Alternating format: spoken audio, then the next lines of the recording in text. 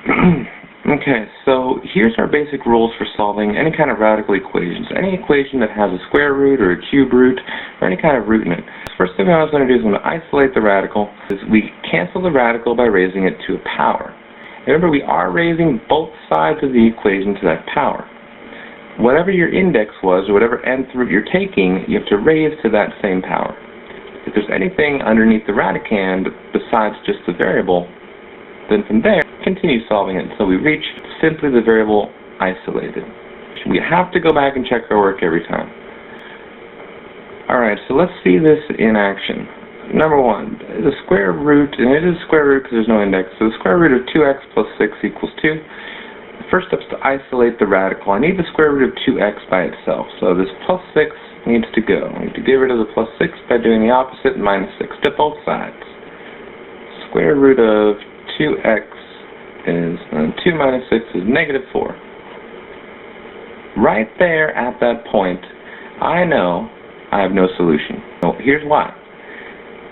Square root of something is equal to a negative result. Because of the range restriction on our principal square root function, this is an impossibility.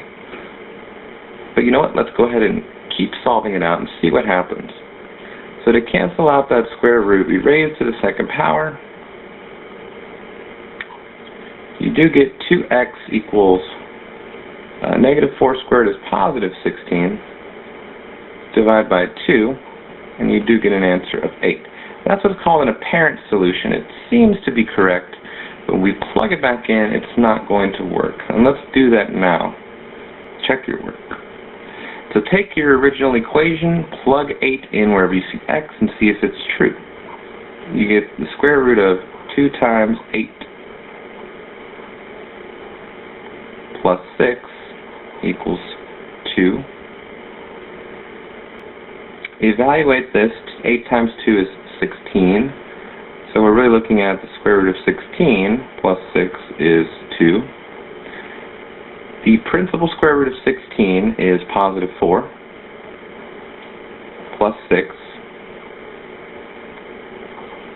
Well, that's actually equal to 10. And on the right-hand side, we still have 2. So, not true. You look at a result like 10 equals 2, and that should pop out into your mind that it's complete nonsense. Of course 10 doesn't equal 2. So this is an extraneous solution. And since it was our only solution, and it's extraneous, we know that there is no solution.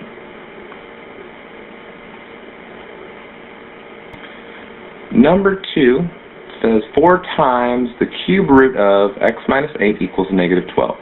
I do want to note that whenever you don't see an operation between a number and a radical, that we're implying that's just multiplication. And that's true wherever. I mean, over here we have 2x, that's 2 times x. So this is 4 times the entire root. To isolate the roots, to isolate the radical, divide by 4 on both sides. You get the cube root of x minus 8 equals, this right-hand side is now negative 3. That was not okay for square roots. We can't have a square root equal to a negative, but since this is a cube root, we're fine. This is solvable. Raise both sides to the third to solve it out. You get x minus 8 equals negative 3 raised to the third. That's negative 3 times negative 3 times negative 3. That is negative 27. To solve the value of x, add 8. At 8, we get x equals negative 19.